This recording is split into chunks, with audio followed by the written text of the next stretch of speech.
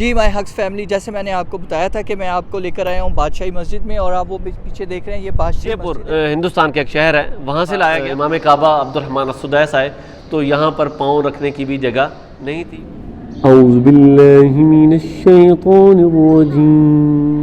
जी मेरी आवाज़ कैसी आ रही थी आपको? मैं तो हैरान हो गया हूँ कि जी माय हक्स फैमिली, जैसे मैंने आपको बताया था कि मैं आपको लेकर आया हूँ बादशाही मस्जिद में, और आप वो पीछे देख रहे हैं ये बादशाही मस्जिद है, और ये लाहौर की बहुत हिस्टोरिकल मस्जिद है।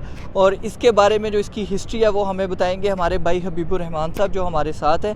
तो चलते हैं अब अपने भाई हबीबुर रहमान की तरफ, और वो हमें इसकी हिस्ट्री बताते हैं। तो please stay tune with me. मैं आपको बादशाही मस्जिद में वेलकम कहता हूँ। बादशाही मस्जिद की हिस्ट्री मैं इंशाल्लाह आपको बताऊँगा। मस्जिद में आपको बताता चलूँ कि मस्जिद को बने हुए 350 साल हो चुके हैं। 1661 में औरंगज़ेब आलमगीर यहाँ पर आए। आप मेन पर दिखाएंगे, मेन जहाँ पर इमाम साहब खड़े होकर नमाज़ पढ़ाते हैं वहाँ पर एक मस्जिद हुआ करती थी, मस्जिद फ़िरोज़ ख़ान उसका नाम था। औरंगज़ेब आलमगीर जब यहाँ पर आए उनके साथ 30 से 35 लोग मौजूद थे। उस इतनी छोटी मस्जिद थी कि वहाँ पर वो पूरे नहीं आ सके, तो औरंगज़ेब ने उस वक्त हुक्म दिया मस्जिद बनाने का कि ये मस्जिद ऐसी बनाई जाए जिसमें पूरा लाहौर नमाज अदा कर सके। लाहौर की आबादी कम व बेश उस टाइम 80,000 थी। औरंगज़ेब ने जब मस्जिद बनाने का हुक्म दिया तो इसका मटेरियल इकट्ठा करने के लिए बहुत सारा टाइम लगा, मुख्तलिफ़ जगहों से इसका मटेरियल इकट्ठा हुआ। 10 ईयर के अंदर इसका मटेरियल इकट्ठा करने के बाद ये जो है 3 सालों के अंदर 30,000 पीपल ने कम्प्लीटली इसको तैयार कर दिया। और ये कैसे मटेरियल इकट्ठा किया गया, आप साइडों पे देखें, जितना भी आपको रेड सैंडस्टोन नज़र आ रहा है मीनारों पर, दीवारों पर, और जहाँ पर हम खड़े हैं यहाँ पर भी लाल पत्थर है। ये पाकिस्तान का एक शहर है, जयपुर हिंदुस्तान का एक शहर है, वहाँ से लाया गया। जयपुर से ये पत्थर लाया, और मुख्तलिफ़ जगहों से ये पत्थर ट्रांसपोर्ट में नहीं आया। 350 साल पहले ट्रांसपोर्ट नहीं हुआ करती थी, और बल्कि 50 साल पीछे चले जाएँ तो ट्रांसपोर्ट नहीं होती थी। तो ट्रांसपोर्ट के बगैर एलिफेंट्स, हॉर्सेस, कैमल्स, इन चीज़ों पर, मुख्तलिफ़ एनिमल्स पे जो है ये सामान इकट्ठा किया गया। तो जयपुर से ये रेड सैंडस्टोन आया। सेकंड जो मार्बल है वो फाउंटेन पे आप देखेंगे, जो वाइट मार्बल है जिसको संगे मरमर कहा जाता है, जिससे ये बाउंड्री भी बनी हुई है और जिससे मिंबर और महराब भी अंदर बना हुआ है। वाइट मार्बल, संगे मरमर, ये हिंदुस्तान का एक शहर है, ये भी मकराना डिवीज़न के नाम से, वहाँ से लाया गया। थर्ड जो मार्बल है उसके बारे में मैं आपको अंदर चल के बताता हूँ। चलते हैं अंदर फिर।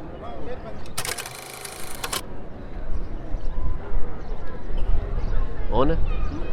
अच्छा, यहाँ पर मैं आपको बताता चलूँ कि उस दौर में बिजली नहीं हुआ करती थी, कोई भी ऐसी टेक्नोलॉजी नहीं हुआ करती थी, क्रेन्स नहीं हुआ करती थी। जैसे मैंने आपको बताया कि ट्रांसपोर्ट थी ही नहीं। तो ट्रांसपोर्ट के बगैर जितनी भी ये चीज़ें बनाई गई, जितनी भी आप कशीदाकारी फोकस करके दिखाएंगे, देख रहे हैं फ्लावर्स, देख रहे हैं रेड सैंडस्टोन के अंदर संगे मरमर के साथ फ्लावर्स बनाए गए हैं। सेंटर में देखेंगे आप सन का जो है वो सिंबल दिया गया है, निशान दिया गया है। ये सब कुछ हैंडमेड है, हाथों से ही तैयार किया गया, विदाउट मशीनरी, विदाउट जो आप क्रेन्स जो मैं आपको पहले बता चुका हूँ, इन सब चीज़ों के बगैर हाथों से तराश कर फूलों को बनाया गया, और पत्थरों के अंदर दोनों पत्थरों को आपस में मिलाकर संगे मरमर और रेड सैंडस्टोन के साथ इसको तमीर किया गया। ये मस्जिद का मेन चैम्बर है जहाँ पर नमाज़ होती है, जहाँ पर मैं आपको बता रहा था इमाम साहब खड़े होकर नमाज़ पढ़ाते। और यहाँ पर एक मस्जिद होती थी, मस्जिद फ़िरोज़ ख़ान, उसको मद्देनज़र रखते हुए। तो मैं आपको वहाँ पे पहले ये बता रहा था कि जब औरंगज़ेब ने हुक्म दिया तो 10 साल में मटीरियल इकट्ठा करने के बाद 3 साल में इसको कम्प्लीटली तैयार किया गया। इस मस्जिद की जो कैपेसिटी है 1 लाख लोग बैक वक्त नमाज़ अदा कर सकते हैं, और ये 3 बड़े इवेंट आते हैं जिसमें 1 लाख लोग कम से कम होते हैं। अब तो कम होना शुरू हो गए क्योंकि जो है ना अब जगह जगह मस्जिदें बन गई हैं। जामिया मस्जिद जहाँ पर ईद की नमाज़ और बाकी होती हैं, 3 नमाज़ें ऐसी हैं जिसमें मस्जिद फुल हो जाती है, यानी कि 1 लाख से ज़्यादा लोग नमाज़ अदा करते हैं। सबसे पहले ईद उल फितर है, फिर ईद उल अज़हा है, 2 ईदें हैं, और लास्ट फ्राइडे फॉर रमज़ान जो है मस्जिद तकरीबन फुल हो जाती है। यहाँ पर बहुत सारे लोग, 2 जो कि मैं ख़ुद देख चुका हूँ, मौलाना तारिक जमील साहब एक दफ़ा आए तो मस्जिद फुल हो गई थी। एक दफ़ा इमाम काबा अब्दुर्रहमान अस्सुदैस आए तो यहाँ पर पाँव रखने की भी जगह नहीं थी, फुल हुई थी और बड़ा खूबसूरत मंजर दे रही थी मस्जिद। अच्छा, यहाँ पर आपको मैं बता रहा था कि 1 लाख लोगों की कैपेसिटी है, तो उस दौर में बिजली तो थी नहीं, मैं आपको पहले बता चुका हूँ। इमाम साहब खड़े होकर यहाँ पर नमाज़ पढ़ाते, विदाउट स्पीकर बाहर तक आवाज़ जाती। कैसे जाती? वो मैं आपको पहले प्रैक्टिकली बताऊंगा, फिर उसके बाद में उसकी रीज़न भी बताऊंगा। शायद आपने एक वर्ड सुना होगा कि दीवारों के भी कान होते हैं, लेकिन आपने दीवारों के कान देखे नहीं होंगे। मैं आपको बताता हूँ कि वाकई दीवारों के कान होते हैं, ज़रा सोच समझ के बोलना।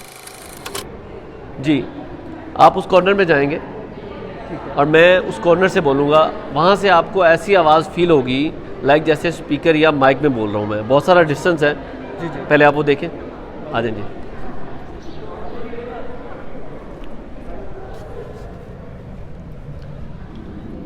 औज़ु बिल्लाहि मिनश शैतानिर रजीम, बिस्मिल्लाहिर रहमानिर रहीम, इन्ना अअतैनाकल कौसर फसल्लि लिरब्बिक वन्हर, इन्न शानिअक हुवल अबतर। जी, मेरी आवाज़ आपको क्लियर आई थी? अब मैं फिर बोलूँगा, देखिएगा मेरी आवाज़ क्लियर आ रही है आपको? जी, मेरी आवाज़ क्लियर आ रही है आपको, जैसे माइक में बोला जाता है। जी, मेरी आवाज़ कैसी आ रही थी आपको? मैं तो हैरान हो गया हूँ कि ऐसे लग रहा था कि आप उधर से बात कर रहे हैं, दीवारों के अंदर से जैसे मैं आपके साथ खड़ा हूँ। बिल्कुल वाइब्रेशन ऐसा है कि जो सेंटर में लोग अगर खड़े होते तो उनको इतनी आवाज़ नहीं आई होगी जो वहाँ पर खड़े होंगे। ऐसा है कि मैथमेटिकली ज्योमेट्रिकली इस मस्जिद को तामीर किया गया। आज हम कॉपीज़ पर बनाते हैं कि इस तरह लाइनिंग करने से या इस तरह लाइनिंग करने से आवाज़ इस तरह गूंजती है। आज हम सिर्फ कॉपीज़ पर रह गए हैं, कॉपीज़ तक रह गए हैं, लेकिन उस दौर में उन्होंने करके दिखाया। 90 डिग्री के एंगल पे ये कॉर्नर है, 90 पर इसी तरह ये कॉर्नर है जहाँ पर मैं खड़ा हुआ था। 90 + 90 180 बनता है। तो मैथमेटिकली उसमें बताते हैं कि अगर आप ये जाविया रखें चारों कॉर्नर्स में 90 डिग्री का, तो आपकी आवाज़ गूंजना शुरू हो जाएगी। जैसे मिसाल के तौर पे हम नया घर बनाते हैं तो स्टार्टिंग में आवाज़ गूंजना शुरू हो जाती है, बट अब हम जब रहना शुरू कर दें तो आवाज़ नॉर्मल हो जाती है। लेकिन इसमें ये क्वालिटी 350 साल के बाद भी है कि आवाज़ गूंज रही है। जैसे बच्चे बोल रहे हैं तो आवाज़ गूंज रही है, मेरी भी आवाज़ आपको गूंजती हुई लग रही होगी। तो ये इस वजह से कि इमाम साहब खड़े होकर नमाज़ पढ़ाएं तो उनकी आवाज़ विदाउट स्पीकर पूरी मस्जिद में ट्रैवल कर जाए और फैल जाए। ठीक है जी, बहुत अमेजिंग। आ जाइए।